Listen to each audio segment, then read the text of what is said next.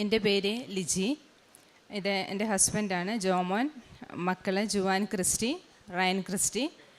ഞങ്ങൾ വരുന്നത് കർണാടകയിലെ കൊടക് ജില്ലയിൽ വിരാജ്പേട്ട് എന്ന സ്ഥലത്ത് നിന്നാണ്. അവിടെ സെൻറ്റ് ആൻസ് ചർച്ചിലെ ഇടവകങ്ങളാണ്. ഞങ്ങളിവിടെ ആദ്യമായിട്ട് വരുന്നതും ഉടമ്പടി എടുക്കുന്നതും 2022 ഒക്ടോബർ 1 തീയതിയാണ്. വർഷങ്ങളായി ഞങ്ങൾ ദൈവത്തോട് ചോദിച്ച ഒരു ചോദ്യത്തിന് ഉത്തരം തേടിയാണ് ഞങ്ങൾ ആദ്യമായിട്ട് ഇവിടെ വരുന്നത്. 12 വർഷമായിട്ട് ഞങ്ങൾ വാടക വീട്ടിലായിരുന്നു. അപ്പോൾ എല്ലാവരെയും പോലെ തന്നെ വീട് വയ്ക്കണമെന്നത് വലിയൊരാഗ്രഹമായിരുന്നു. പക്ഷേ ഞങ്ങളെക്കൊണ്ട് ചെയ്യാൻ പറ്റുന്ന മാക്സിമം ഞങ്ങൾക്ക് ഒഴിവുള്ള സമയത്തെല്ലാം ഞങ്ങളുടെ ഈ ഒരു 10 വർഷത്തെ ജോലി എന്ന് പറയുന്നത് എല്ലായിടത്തും തിരയും, സ്ഥലം നോക്കും. അപ്പം വിരാജ്പേട്ട് ടൗണിലായതുകൊണ്ട് സെൻറ്റിനൊക്കെ 8-9 നല്ല റേറ്റാണ്. അപ്പോൾ ആ ഒരു ടൈമിൽ ചേട്ടന് മാത്രമേ ജോലി ഉണ്ടായിരുന്നുള്ളൂ. പുള്ളിക്കാരൻ കോളേജിലെ ലെക്ചറാണ്. അപ്പോൾ ഒരാളുടെ വരുമാനം കൊണ്ട് ആ ഒരു റേറ്റിലൊരു സ്ഥലം വാങ്ങുക എന്നത് ഞങ്ങളെ സംബന്ധിച്ചിടത്തോളം വലിയൊരു കാര്യമായിരുന്നു. പക്ഷേ ഞങ്ങൾ മാക്സിമം ട്രൈ ചെയ്യുന്നുണ്ടായിരുന്നു. അവിടുത്തെ എല്ലാ ബ്രോക്കേഴ്സിനും ഞങ്ങളെ അറിയാം.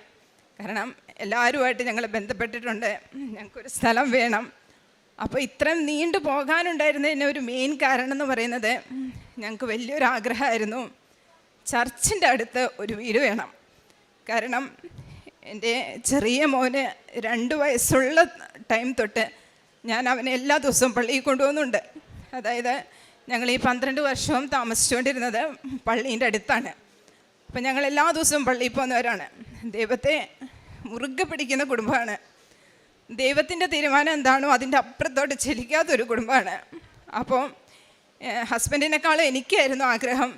എനിക്കൊരു സങ്കടം വന്നാൽ അല്ലെങ്കിൽ ഒരു സങ്കടം വന്നാൽ എൻ്റെ ദൈവത്തെ ഒന്ന് കാണണമെന്ന് എനിക്ക് തോന്നിയാൽ ഞാൻ എൻ്റെ തല ഉയർത്തി നോക്കുമ്പം പള്ളി കണ്ടില്ലേലും പള്ളീൻ്റെ മുകളിൽ ഒരു കുരിശെങ്കിലും കാണണം. അപ്പം എൻ്റെ വീട്ടുകാരും നാട്ടുകാരൊക്കെ എൻ്റെ അടുത്ത് പറയായിരുന്നു, അതിൻ്റെ ഒരു വാശിയല്ലേ, എന്തിനാ നീ അങ്ങനെയൊക്കെ ട്രൈ ചെയ്യുന്നേ, സിറ്റിയിലോട്ട് പോകുമ്പോൾ നല്ല സ്ഥലമുണ്ടല്ലോ, നിനക്ക് അങ്ങനെയൊക്കെ ചെയ്യാമല്ലോ. അപ്പം ഞാൻ ദൈവത്തോട് ചോദിച്ച ഒരേ ഒരു കാര്യമുള്ളൂ, ഈശോയെ എനിക്ക് നല്ലൊരു സ്ഥലം വേണമെന്ന് ഞാൻ ഇന്ന് വരെ ചോദിച്ചിട്ടില്ല. ഇത്ര സെൻറ്റ് സ്ഥലം വേണമെന്ന് പോലും ചോദിച്ചിട്ടില്ല. അതൊരു കുഴിയായിക്കൊള്ളട്ടെ, പക്ഷെ പള്ളീൻ്റെ അടുത്ത് എനിക്കൊരു വീട് വേണം. നീ എനിക്ക് സ്ഥലം തരികയാണെങ്കിൽ പള്ളീൻ്റെ അടുത്ത് തന്നാൽ മതി, അല്ലേ നീ തരരുത്. അതായിരുന്നു എൻ്റെ പ്രാർത്ഥന. ചിലപ്പോൾ കേൾക്കുന്ന നിങ്ങൾക്കതൊരു വട്ടായി തോന്നുമെങ്കിലും ഈ 12 വർഷം പള്ളീൻ്റെ അടുത്ത് താമസിച്ചുകൊണ്ടിരുന്ന എനിക്കതിൻ്റെ ഒരു ഫീല്, അതൊരു വല്ലാത്തൊരു അനുഭവമാണ്. അപ്പം ഞാൻ അതേ ദൈവത്തോട് ആഗ്രഹിച്ച് പറഞ്ഞിട്ടുള്ളൂ, ദൈവമേ നീ തരികയാണെങ്കിൽ എനിക്ക് പള്ളീൻ്റെ അടുത്തൊരു സ്ഥലം തരണം.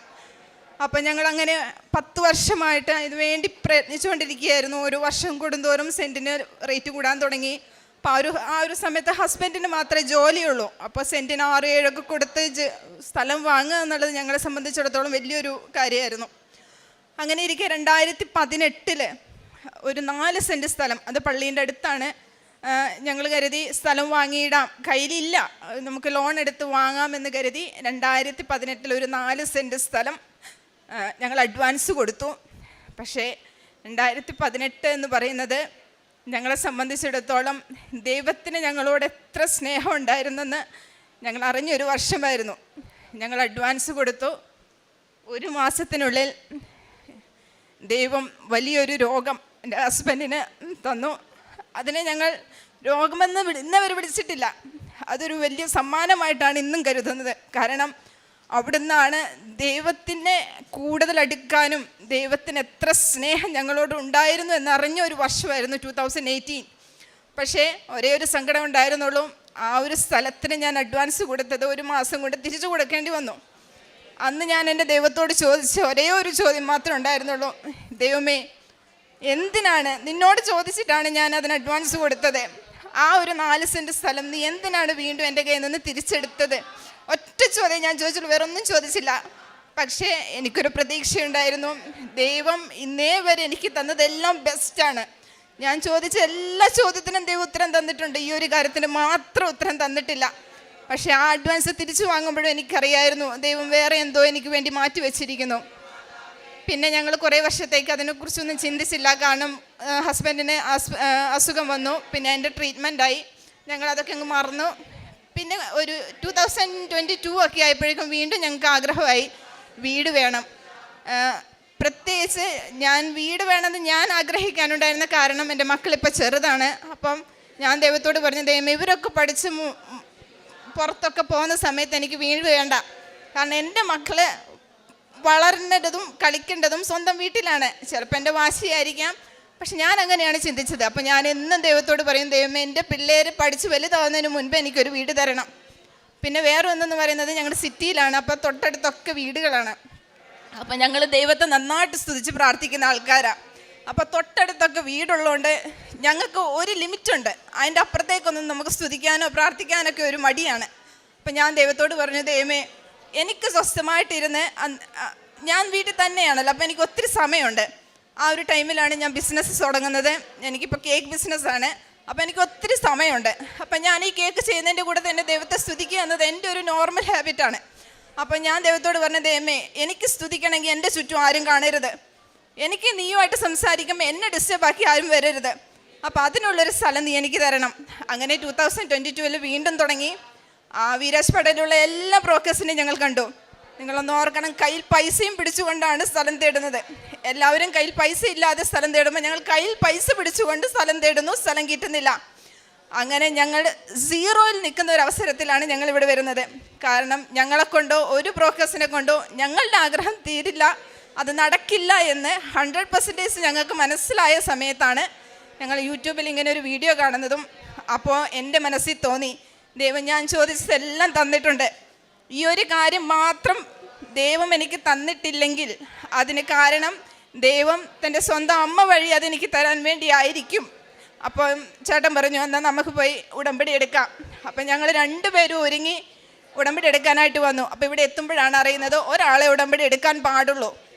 അപ്പോൾ ചേട്ടൻ പറഞ്ഞു, എന്നാൽ ഞാൻ എടുക്കാം. കാരണം എന്ന് വെച്ചാൽ എല്ലാ ദിവസവും പള്ളിയിൽ പോകണമല്ലോ. ഞങ്ങൾ 4 പേരും പള്ളിയിൽ പോകുന്നവരാണ്, പക്ഷേ ചില സമയങ്ങളിൽ എനിക്ക് പോകാൻ പറ്റാറില്ല. അപ്പോൾ ചേട്ടൻ പറഞ്ഞു, എന്നാൽ പിന്നെ ഞാൻ എടുക്കാം. അങ്ങനെ ചേട്ടായി ഉടമ്പടി എടുത്തു. പക്ഷെ ഞങ്ങൾക്ക് ഉടമ്പടി എടുത്ത് ഇവിടുന്ന് തിരിച്ചു പോകുമ്പം ഞങ്ങൾക്കതൊരു പുതിയ അങ്ങനെ തോന്നിയില്ല. കാരണം ഈ 2018 തൊട്ട് ദൈവം ഞങ്ങൾ ഒരുക്കി കൊണ്ടുവരുന്ന കാര്യങ്ങളാണ്. കാരണം ഞങ്ങൾ ചെയ്യുന്ന കാര്യങ്ങൾ തന്നെയാണ് ഉടമ്പടി പറഞ്ഞതും. പക്ഷേ ഞങ്ങൾ ഇവിടുന്ന് ഉടമ്പടി എടുത്ത് പോയതിന് ശേഷം ആ കാര്യങ്ങളെല്ലാം അതിൽ ഡബിളായി ചെയ്യാൻ തുടങ്ങി. പക്ഷെ 1 മാസം കടന്നുപോയി, ഒന്നും സംഭവിച്ചില്ല. പക്ഷേ ഞങ്ങൾ ഒരിതുപോലും ഞങ്ങൾക്ക് ഒരു മാറ്റം സംഭവിച്ചില്ല. ഞങ്ങൾ നന്നായിട്ട് തന്നെ ഉടമ്പടി ചെയ്യാൻ തുടങ്ങി. വീണ്ടും 1 മാസമായി ആദ്യത്തെ പുതുക്കൽ കഴിഞ്ഞു, ഒന്നും സംഭവിച്ചില്ല. പക്ഷെ ഞങ്ങൾക്ക് നല്ല ഉറപ്പുണ്ടായിരുന്നു, ദൈവം എന്തെങ്കിലും ഒരു ക്ലൂ ഞങ്ങൾക്ക് തരും. കാരണം ഒരു 10 വർഷം ദൈവം ഞങ്ങളെ കാത്തിരുത്തി അവസാനം അമ്മേൻ്റെ അടുത്ത് കൊണ്ടുവന്നെങ്കിൽ എന്ന് കരുതി 1ാമത്തെ പുതുക്കലിനൊന്നും സംഭവിച്ചില്ല. 3ാമത്തെ പുതുക്കലിൽ വന്നപ്പോൾ ഹസ്ബൻഡ് പറഞ്ഞു, എടി നീ അല്ലേ വീടിന് ഏറ്റവും കൂടുതൽ ആഗ്രഹിക്കുന്നേ, എന്നാൽ നീ ഒന്ന് ഉടമ്പടി എടുത്ത് നോക്ക്. അപ്പം ഞാനും വിചാരിച്ചു, അത് ശരിയാണല്ലോ, ഞാൻ ഭയങ്കര ഒരുങ്ങിയാണ് ഫസ്റ്റ് ടൈം ഇവിടെ വരുന്നത് ഉടമ്പടി എടുക്കാൻ. അങ്ങനെ ഞാൻ 2ാമത്തെ പുതുക്കാൻ വന്നപ്പോൾ ഹസ്ബൻഡ് പുതുക്കിയില്ല, ഞാൻ ഉടമ്പടി എടുത്തു. അവിടെ നിന്നായിരുന്നു പിന്നെ ഞങ്ങളുടെ ജീവിതത്തിലുണ്ടായ മാറ്റങ്ങൾ. ഉടമ്പടി എടുത്ത് ഇവിടുന്ന് പോയി 9ാമത്തെ ദിവസം ഒരു സ്ഥലത്തിന് ഞങ്ങൾ അഡ്വാൻസ് കൊടുക്കുകയാണ്. ആ സ്ഥലം എന്ന് പറയുന്നത് 2018 4 സെൻറ്റ് ദൈവം എൻ്റെ കയ്യിൽ നിന്ന് തിരിച്ചെടുത്തപ്പോൾ 2022 എനിക്ക് 8 സെൻറ്റായി തിരിച്ചു തന്നു. അന്ന് എൻ്റെ കയ്യിൽ നിന്ന് എടുത്തു മാറ്റിയത് ഒരു ലേഔട്ടിൻ്റെ ഉള്ളിൽ ഒരു 4 സെൻറ്റ് സ്ഥലമാണെങ്കിൽ ഇന്ന് ദൈവം എനിക്ക് തന്നത് മെയിൻ റോഡിൽ കോർണർ സൈറ്റ്, 2 സൈഡിലും റോഡ്, ഇന്നൊരു സൈഡിൽ വീടാണ്. ആ വീട് ഞങ്ങളുടെ വീടിനേക്കാളും താഴെയാണ്. ഇന്നൊരു സൈഡിൽ ഒരു വലിയ മതിൽ. അതായത് എനിക്ക് 4 സൈഡിലും ഒരു ശല്യവുമില്ല. എനിക്ക് എത്ര ഉച്ചത്തിൽ വേണമെങ്കിലും ഇരുന്ന് സ്തുതിക്കാം, എൻ്റെ ദൈവവുമായിട്ട് എത്ര ഉച്ചത്തിൽ വേണമെങ്കിലും സംസാരിക്കാം. ഞാൻ ആഗ്രഹിച്ചതുപോലെ ദൈവം എനിക്ക് തന്നു. ഇനി ഒന്നെന്ന് പറയുന്നത്, അന്ന് ഞാൻ കണ്ടിരുന്ന 4 സെൻറ്റിൽ നിന്ന് എനിക്ക് ചർച്ചിലോട്ട് നോക്കിയാൽ കുരിശിയെ കാണത്തുള്ളൂ. ഇന്ന് ഞാൻ വീട് വെച്ചിരിക്കുന്ന സൈറ്റിൽ നിന്ന് ഏത് മൂലയിൽ നിന്ന് നോക്കിയാലും ചർച്ച് മുഴുവനായിട്ട് കാണാം. ഞങ്ങളെ സംബന്ധിച്ചിടത്തോളം ആ ഒരു സ്ഥലം എന്ന് പറയുന്നത് ഞങ്ങളതിനെ ഹെവൻ എന്ന് വിളിക്കാനാണ് ഇഷ്ടപ്പെടുന്നത്. കാരണം ദൈവം ഞങ്ങൾക്ക് തന്നിയ സ്വർഗമാണത്. അതിൽ ഞങ്ങൾ വീട് പണി തുടങ്ങി, രജിസ്ട്രേഷനായി. കഴിഞ്ഞ വർഷം 2024 ജാൻ 9 സ്റ്റാർട്ട് ചെയ്തത്. വിത്തിൻ 10 months അതേ ഇയർ തന്നെ നവംബർ 16 ഈ കഴിഞ്ഞ നവംബർ 16 ഞങ്ങളുടെ ഹൗസ് വാമിംഗ് ആയിരുന്നു. ഒരു തടസ്സവും ഇല്ലാതെ ഞങ്ങളുടെ വീട് പണി നടന്നു എന്നുള്ളതാണ്. പക്ഷേ ഇതിൽ വലിയൊരു ഇതുണ്ടായിരുന്നത് എന്താണെന്ന് വെച്ചാൽ, ഞങ്ങളുടെ പ്ലാൻ എന്ന് പറയുന്നത്, ഞങ്ങളുടെ കയ്യിലൊരു എമൗണ്ട് ഉണ്ട്, ആ എമൗണ്ട് കൊണ്ട് സ്ഥലം വാങ്ങണം. പുള്ളിക്കാരൻ ലെക്ചറർ ആയതുകൊണ്ട് ലോൺ കിട്ടും. അപ്പോൾ ആ ലോൺ കൊണ്ട് വീട് വെക്കണം. പക്ഷേ ദൈവം അവിടെ വലിയൊരു പരീക്ഷണം ഞങ്ങൾക്ക് തന്നു. കാരണം ദൈവത്തിനറിയാം, അങ്ങനെ ചെയ്താൽ ഭാവിയിൽ എന്തായാലും നീ ചോദിക്കും ഇവിടെ എൻ്റെ റോൾ എന്തായിരുന്നു. അതുകൊണ്ട് ദൈവം ഞങ്ങളോട് ചെയ്തെന്താണെന്ന് വെച്ചിട്ടുണ്ടെങ്കിൽ, ഞങ്ങളുടെ കയ്യിലുണ്ടായിരുന്ന പൈസയും അതിൻ്റെ ഇരട്ടി പൈസ ഞങ്ങൾക്ക് സ്ഥലത്തിന് കൊടുക്കേണ്ടതായി വന്നു. അതായത് കയ്യിലുണ്ടായിരുന്ന പൈസയും ലോണിൻ്റെ പകുതിയും ഒരു സ്ഥലത്തിനായിട്ട് ഞങ്ങൾ നിക്ഷേപിച്ചു. ഇനി വീട് പണി പൂർത്തിയാക്കാൻ പൈസയില്ല, സ്ട്രക്ചർ വർക്ക് വരെ പോകും. അപ്പം ഞാൻ ദൈവത്തോട് ചോദിച്ചു, പോണോ വേണ്ടയോ? ഒറ്റ കാര്യമുള്ളൂ ദൈവമേ, ഞാൻ പണി തുടങ്ങുകയാണെങ്കിൽ അത് എത്രാമത്തെ മാസം കഴിയുന്നോ ആ മാസം വരെ ഒരു ദിവസം പോലും എനിക്ക് പണമില്ല എന്ന പേരിൽ എനിക്ക് പണി നിർത്തിവെക്കാൻ പറ്റരുത്. അങ്ങനെ ഒരു ഉറപ്പ് തരുവാണെങ്കിൽ മാത്രം ഞാൻ വീട് പണി തുടങ്ങാം, ധൈര്യമായിട്ട് ചെയ്തോളാം. മാതാവ് എന്നോട് പറഞ്ഞു. അങ്ങനെ ജാനുവരിയിൽ പണി തുടങ്ങി. നവംബറിൽ പൂർത്തിയാക്കുമ്പോൾ ഒരു ദിവസം പോലും പൈസ മുടക്കമായിട്ട് എനിക്ക് വന്നിട്ടില്ല. പക്ഷെ അത് എവിടെ നിന്ന് വന്നു എന്ന് ഇപ്പോഴും എനിക്കറിയില്ല. കാരണം സ്ട്രക്ചർ വർക്ക് വരെയുള്ള പൈസ ഞങ്ങളുടെ കൂടെ ഉള്ളൂ. ഞങ്ങളുടെ ആയുസ് മുഴുവൻ സമ്പാദിച്ചത് ഒരു സ്ഥലത്തിനായിട്ട് ഞങ്ങൾ നിക്ഷേപിച്ചു. ബാക്കി പണം എവിടെ നിന്ന് വന്നു എന്ന് ഇപ്പം ചോദിച്ചപ്പോൾ എനിക്ക് അറിഞ്ഞുകൂടാ. ഓരോരുത്തരായി സഹായത്തിനായിട്ട് വന്നു. ഞങ്ങളുടെ ആക്ച്വലി ഹസ്ബൻഡ് ഒരു കോൺവെൻറ്റിലാണ് ജനിച്ചു വളർന്നതെല്ലാം. അപ്പം ഞങ്ങൾക്ക് അമ്മമാരെന്ന് പറയുന്ന ഒത്തിരി സിസ്റ്റേഴ്സ് ഉണ്ട്. അവരെല്ലാവരും ഞങ്ങൾക്ക് സഹായത്തിനായിട്ട് വന്നു. ദൈവം ഓരോരുത്തരും ഒരുക്കി കൊണ്ടുവന്നു. വിത്തിൻ 10 months നല്ലൊരു ഭവനം എന്നല്ല, അതിന് കൊട്ടാരം എന്ന് വിളിക്കാനാണ് എനിക്കിഷ്ടം. കാരണം 10 വർഷത്തെ ഞങ്ങളുടെ കാത്തിരിപ്പായിരുന്നു. വലിയൊരു കൊട്ടാരം തന്നെ, 2000 സ്ക്വയർ ഫീറ്റിൻ്റെ വലിയൊരു വീട് ഞങ്ങൾക്ക് ദൈവം തന്നു. ഇന്ന് ഞങ്ങൾ ആ വീടിന് പേരിട്ടിരിക്കുന്നതും കൃപാസനം എന്നാണ്. കാരണം ആ വീടിന് ആ പേരല്ലാതെ വേറെ ഒന്നും യോജിക്കത്തില്ല. കാരണം ഞങ്ങൾ ഇതിനു മുമ്പ് ഒത്തിരി പ്രാർത്ഥനകൾ, നേർച്ചകൾ, നോമ്പുകളെല്ലാം ചെയ്തിട്ടുണ്ട് ഈ ഒരു വീടിന് വേണ്ടി. പക്ഷേ എനിക്ക് ഉത്തരം തന്നത് ഈ ഭൂമിയിൽ വന്നപ്പോൾ എൻ്റെ മാതാവാണ് എൻ്റെ യേശുനാഥനിൽ നിന്ന് അതെനിക്ക് വാങ്ങിത്തന്നതിന്. അതിനൊരായിരം നന്ദി പറയുന്നു. ഞാനിവിടുന്ന് ഉടമ്പടി എടുത്ത് 9ാമത്തെ ദിവസം സൈറ്റ് വാങ്ങി അന്ന് തൊട്ട് വീട് പണി കഴിയുന്ന അന്നേ ദിവസം വരെ എല്ലാ ദിവസവും ഞങ്ങൾ വൈകുന്നേരത്തെ ഞങ്ങളുടെ പ്രാർത്ഥന കഴിഞ്ഞ് ഉപ്പും തൈലവും എടുത്ത് ഞങ്ങൾ സൈറ്റിൽ പോവുമായിരുന്നു. ശരിക്കും പറഞ്ഞാൽ ഞങ്ങളുടെ ആ സൈറ്റ് എന്ന് പറയുന്നത് ഇവിടുത്തെ ഉപ്പിൽ കുളിച്ച് നിൽക്കുന്ന ഒരു സൈറ്റാണ്. കാരണം എല്ലാ ദിവസവും ഞങ്ങൾ പ്രാർത്ഥിക്കും. കാരണം അതായിരുന്നു ഞങ്ങളുടെ ശക്തി. വേറെ ഒന്നും ഞങ്ങൾക്ക് സഹായത്തിന് വേറെ ആയാലും ഒന്നുമില്ല. അപ്പം എല്ലാ ദിവസവും തൈലവും ഉപ്പും ഇട്ട് ഞങ്ങൾ പ്രാർത്ഥിക്കുമായിരുന്നു. ഓരോ റൂമിലും ഓരോ ചുമരിലും ഓരോ കല്ലിലും ഉണ്ട് ഇവിടുത്തെ സ്വാധീനം. കാരണം ഉപ്പുണ്ട്, തൈലമുണ്ട്, കാശ് രൂപ ഇട്ടിട്ടുണ്ട്. അങ്ങനെ കെട്ടിപ്പണിതെടുത്ത ഒരു കൃപാസനം തന്നെയാണ് എൻ്റെ വീട്. അതുകൊണ്ട് തന്നെയാണ് ഞാൻ എൻ്റെ വീടിന് കൃപാസനം എന്ന് പേരിട്ടത്. ഞാൻ 1000 നന്ദി അർപ്പിക്കുകയാണ്.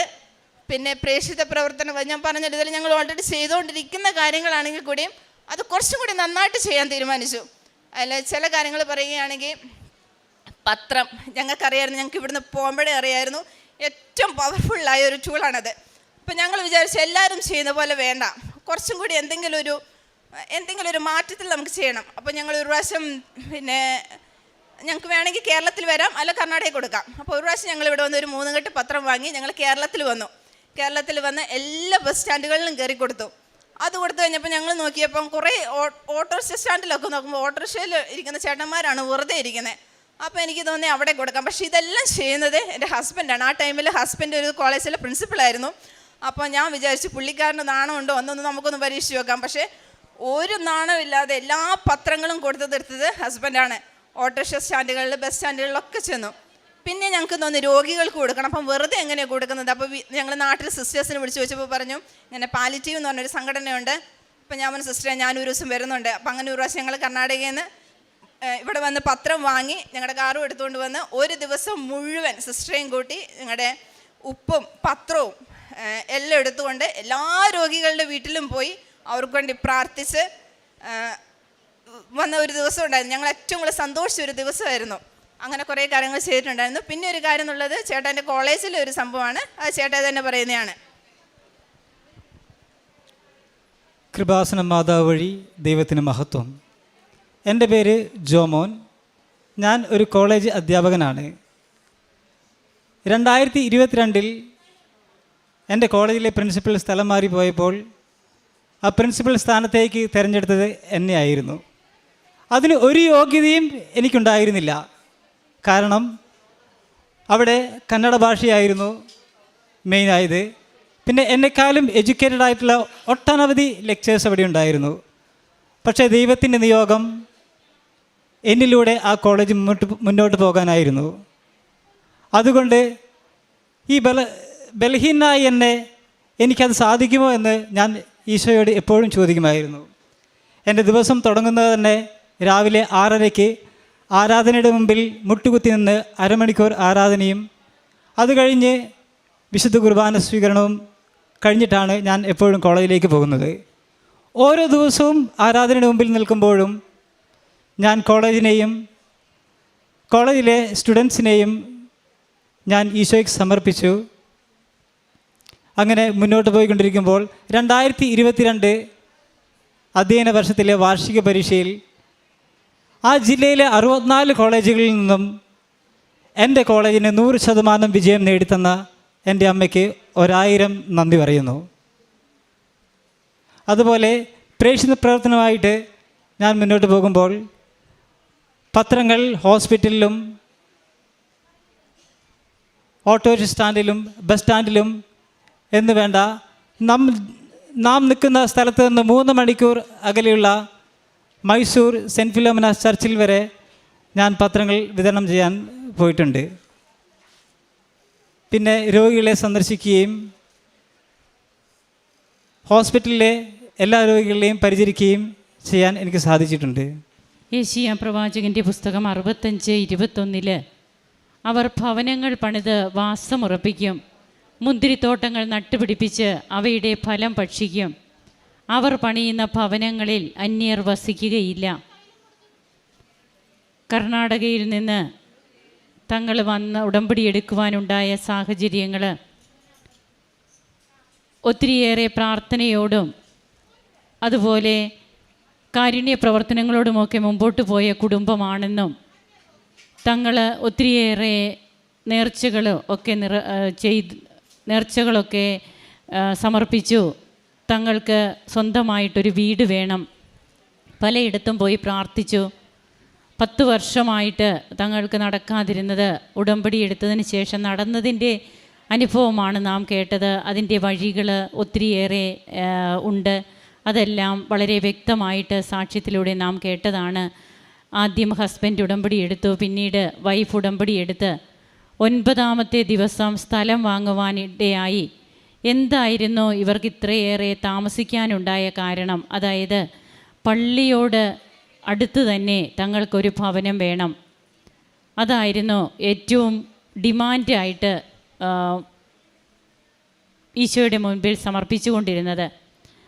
അങ്ങനെ പള്ളിയോടടുത്ത് ഇന്നിപ്പോൾ കിട്ടിയിരിക്കുന്ന ഭവനം എത്രമാത്രം പള്ളിയോടടുത്താണെന്നും, അതായത് തങ്ങളുടെ ജീവിതത്തിൽ ഒരിക്കലും വിശുദ്ധ കുർബാന മുടക്കുവാനായിട്ട് ഈ ദമ്പതികൾ ഒരിക്കലും അതിന് അല്ല, അതായത് അത് ഒരിക്കലും മുടങ്ങരുത്.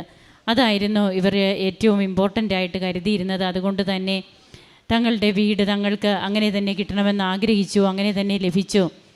ഇതിനൊക്കെ അതുപോലെ ഓരോ നേർച്ച വസ്തുക്കളുടെയും ഉപയോഗം, ഉടമ്പടി നേർച്ച വസ്തുക്കളിൽ കുതിർന്ന വീട്, അതാണ് ഈ മകളിവിടെ പങ്കുവെച്ചത്.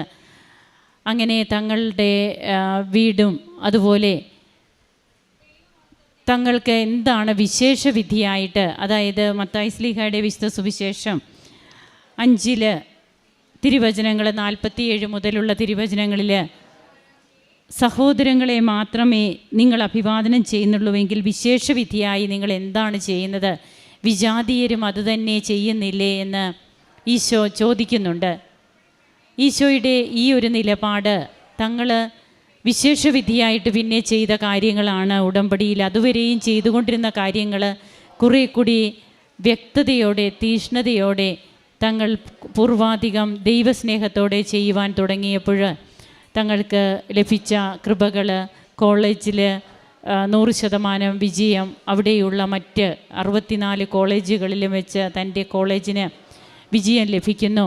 ഇന്ന് ബഹുമാനപ്പെട്ട VP ജോസഫ് അച്ഛൻ്റെ ഡെയിലി ബ്രെഡ് പ്രെയറുണ്ട്, ഒരു ഫീഡിംഗ് പ്രെയർ ബഹുമാനപ്പെട്ട അച്ഛൻ്റെ തെദേവും എന്ന പുസ്തകത്തിലുണ്ട്. അച്ഛൻ പോകുന്ന വഴിയെല്ലാം, അതായത് തിരുവനന്തപുരത്തിന്, കോട്ടയത്തിന്, ഇതൊക്കെ എത്ര ദൂരമുണ്ടെന്ന് ചോദിച്ചാൽ അച്ഛൻ്റെ പുസ്തകത്തിൽ എഴുതിയിരിക്കുന്നത് ജപമാലകളുടെ ദൂരമാണ്. ആ ദൂരമാണ് അച്ഛന് തിരുവനന്തപുരത്തിനുള്ളത്, അല്ലെങ്കിൽ കോട്ടയത്തിനുള്ള, എവിടേക്ക് പോയാലും അത് തന്നെ. അപ്പോൾ തൻ്റെ ഓരോ യാത്രകളിലും ജപമാലകളാണ് അച്ഛൻ ഫീഡിങ് പ്രെയറായിട്ട് തൻ്റെ ജീവിത വഴികളെ സമർപ്പിച്ചുകൊണ്ട് അച്ഛൻ പോയിരുന്നതെങ്കിൽ ഇന്ന് നമുക്ക് ഓരോരുത്തർക്കും വേണ്ടി രാവിലെ തന്നെ ബഹുമാനപ്പെട്ട അച്ഛനോടൊപ്പം തുടങ്ങുന്ന ദിവസം അച്ഛൻ ആശീർവദിച്ച് ആ പ്രാർത്ഥനയിലൂടെ മുമ്പോട്ട് പോകുന്നു. ഈ മക്കൾ തങ്ങളുടെ ജീവിതത്തിലും തങ്ങളും ഇത് ഒരു ഫീഡിങ് പ്രെയറായിട്ട് അവരുടെ ജീവിതത്തെ അവരും സമർപ്പിച്ചു. എല്ലാം ഓരോ ദിവസവും ദൈവത്തിന് കൊടുത്തുകൊണ്ട് ദൈവത്തോടൊത്തുള്ള യാത്ര അതിന്ന് ഈ അൾത്താരയിൽ സഫലമായി തങ്ങൾക്ക് വന്ന് തങ്ങളുടെ വീട്ടിൽ നിന്ന് തന്നെ വന്ന് സാക്ഷ്യം പറയുവാനൊക്കെ കൃപ ലഭിച്ചു. ജോലി മേഖലകളിൽ ദൈവത്തിൻ്റെ കൃപയുണ്ട്. തൻ്റെ കോളേജിന് വേണ്ടി കുട്ടികൾക്ക് വേണ്ടിയൊക്കെ ഈ മകൻ പ്രാർത്ഥിക്കുന്നു. അതെല്ലാം 100 മേനി വിളവായിട്ട് എങ്ങനെയാണ് തങ്ങൾക്ക് ലഭിച്ചതെന്നാണ് നാം കേട്ടത്. ഒരിക്കലും നമ്മുടെ പ്രാർത്ഥനയൊന്നും വൃഥാവിലല്ല. അതിൻ്റെയൊക്കെ തക്ക സമയത്ത് നമുക്ക് വേണ്ട കാര്യങ്ങൾ വേണ്ടതുപോലെ ലഭിക്കുന്നുണ്ട്. നാം അതിനോട് കുറച്ചും കൂടെ ബോധത്തോടെ ബോധ്യമുള്ളവരാകുക. അപ്പോൾ നമുക്ക് ലഭിക്കുന്ന കൃപകളെക്കുറിച്ച് നമുക്ക് കൂടുതൽ മികവുണ്ടാകും, തീഷ്ണതയുണ്ടാകും. അത് നാം ബോധ്യമുള്ളവരാകും. ഈ കുടുംബത്തെ സമർപ്പിച്ച് ലഭിച്ച എല്ലാ കൃപകൾക്കും കരങ്ങളടിച്ച് നമുക്ക് ദൈവത്തെ ആരാധിക്കാം. യേശുവേ നന്ദി, യേശുവേ സ്തുതി, യേശുവേ ആരാധന. അത്യപൂർവ ദൈവാനുഭവങ്ങൾ ഇനി നിങ്ങൾക്കും സ്വന്തം. ഈ യൂട്യൂബ് ചാനൽ ഇതുവരെ സബ്സ്ക്രൈബ് ചെയ്തിട്ടില്ലെങ്കിൽ ഇപ്പോൾ തന്നെ സബ്സ്ക്രൈബ് ചെയ്യുക. ഈ വീഡിയോ ഇപ്പോൾ തന്നെ നിങ്ങളുടെ സുഹൃത്തുക്കൾക്ക് ഷെയർ ചെയ്തുകൊണ്ട് കർത്താവിൻ്റെ പ്രേക്ഷിതരാകുക.